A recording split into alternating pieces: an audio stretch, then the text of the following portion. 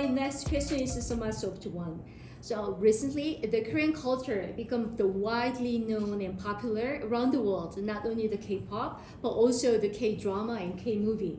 So do you have any items of Korea experience before, including the music, movie, drama, etc.? I have been to BLACKPINK concert. I have been to K-drama.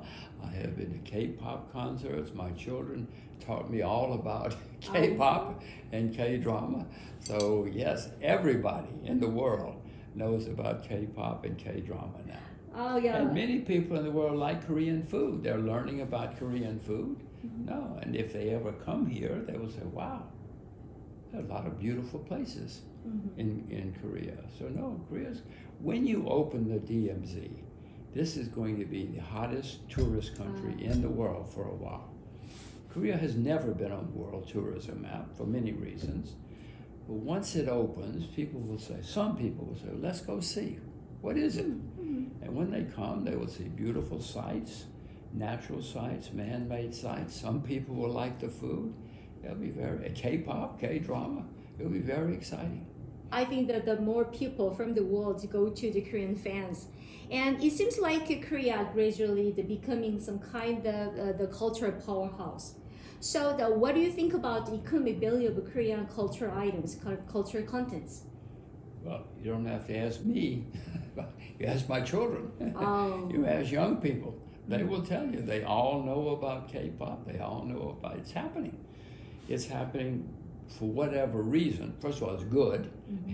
People like the music. They like the dancing. They like the TV stories. So you've done a good thing.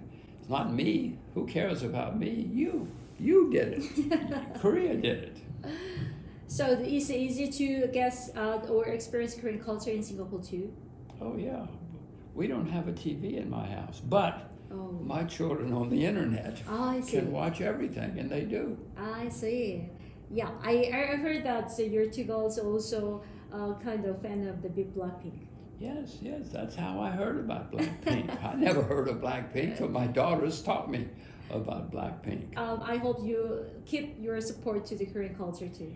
I want to tell you again, Alex, Korea is my favorite country now. I like it. I even like some of the food. Not all of the food, but some of the food. No, I love Korea now. Okay, so next question is about the economy. It's kind of the difficult one for me because I'm not so good at the economy issues.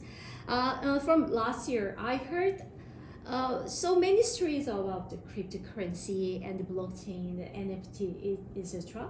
Well, I know that I'm a kind of person of late on this area. But even me, I heard about that kind of expression. But especially last year in Korea, I experienced the high rising the real estate prices. So especially the young people rush to the cryptocurrency because they believe that they do not buy any houses with only their salaries. So in these situations, I just want to know about your opinion about the cryptocurrency and NFTs, the kind of new technological financial things for us. Well, first, Korean property is in a bubble, but it's happening many New Zealand, America, property's in a bubble, India, in many places. And that's mainly because interest rates have gone so low. They're the lowest in history. They've never been this low. And so we do have real estate bubbles, many places. And the young people in Korea don't have to worry because the bubble's going to pop. I don't know when. No, and when prices go down, people who own property are going to be unhappy, but the young people will be happy because they can buy property again. Don't worry, all bubbles always pop and prices always go down, and they will in Korea and New Zealand and America, everywhere. Don't worry. Now, as far as cryptocurrencies are concerned, I have never bought nor sold a cryptocurrency. I wish I had, because they went some of them.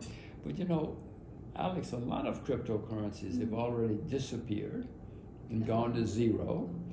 You read about Bitcoin, you don't read about the ones that have already collapsed. The reason I have not, and by the way, there are many people buying and selling them, trading them, having a good time, and some are making money. reason I have not is because in my view, if they become successful as money, and the people, the optimists say they will be money someday. My view is that's not the way governments work. You know, every country in the world, including America, is working on putting the money on the computer. But when America says, okay, this is money now, America's not going to say, but if you want to use that money, you can use that money too. That's not the way politicians and bureaucrats think. They want control, they want power. They're not going to say, okay, use something else. So, in my view, if they become successful as money, they'll be outlawed or taxed or something. Oh, I see. So I have never bought nor sold any cryptocurrencies. So maybe you should not ask me. I see. That means I've never made any money at crypto, but I've never lost any money at crypto either. I see. Right. We also have the two opinions like you. So one people support the cryptocurrency, but the other people say that this is not, because the government also makes some kind of digital currency, not the crypto one. The digital currency is the real one, but is converted with the digital, like easy to, the trade. In China, by the way, you cannot take a taxi in China with money. Oh. You can only use your computer money in China. You can't buy ice cream in China with money. So when I travel to China, I need to bring my digital you need money. some computer money. I know. Okay. I once tried to buy an ice cream in Beijing. She was a young woman. She didn't know what to do because I had money. Oh, you had real the currency. Yeah, no, I had Chinese money. But she didn't know. She couldn't take it. She couldn't take it. In the end, she gave me the ice cream. She didn't know what to do. Oh, I see. I now have computer money, but then I didn't have computer money. I had real money. I know. She had never seen real money, so she didn't know what to do. Oh, I see. Yeah, it's sometimes right. In Korea also, so we try to first. We are very quick person to adapt to new things. So nowadays, using the credit card is much easier than using cash in Korea. But now, the more credit cards come into the cell phones, not the real one. By the way, the governments love computer money because they don't have to print the money, they don't have to transport the money, and they know everything you do. Right. They will call you up, Alex, and say, Alex, you've been drinking too much tea this month. Don't drink so much tea. You've been dancing too much. They'll know everything you do. They trust me everywhere. They will know everything, and they love that. I don't, but governments love that. Yes, I agree. So maybe the normal, just the physical money will go to the computer money. Yeah, eventually, yes. Right. So my last question, do you have any comments or the advice for the youngs who start invest of their lives in the very early stage of their lives? Well, yes. The same answer for young people, old people. First, for young people, figure out what you love, figure out your passion, and do it. That's what you should study at school, whatever you love, not what your parents say, not what your friends say, not what your teachers say. You study what you love, and when you want to have a career, you figure out what you love. Don't listen to other people, and if other people laugh at you, then you know you're right. You know you're doing the right thing. And the same for investing.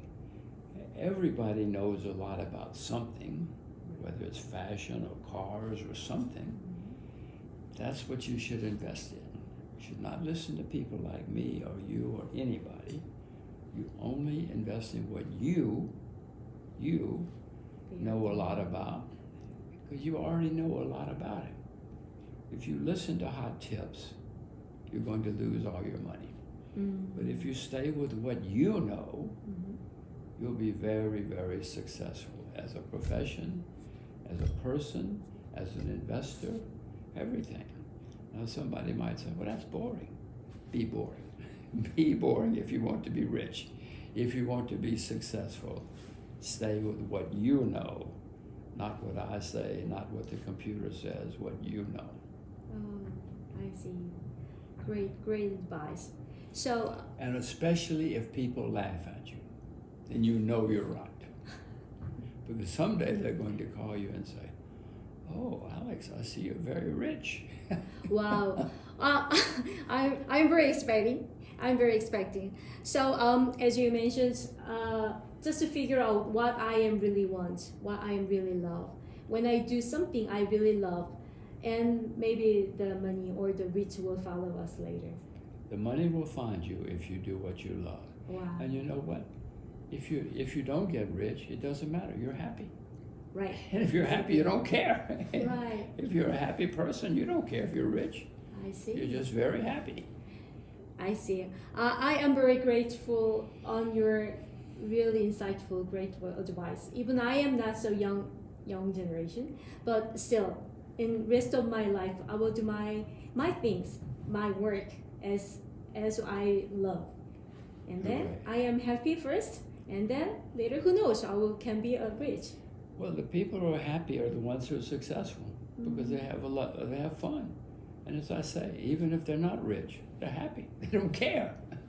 So you are happy now. I'm very happy. Yes. Congratulations. And I would like to be, and I promise me, I promise you I will do it. Hooray, hooray. Okay, thank you. So far we had a great interview with Jim Rogers, and thank you for your attention. Bye.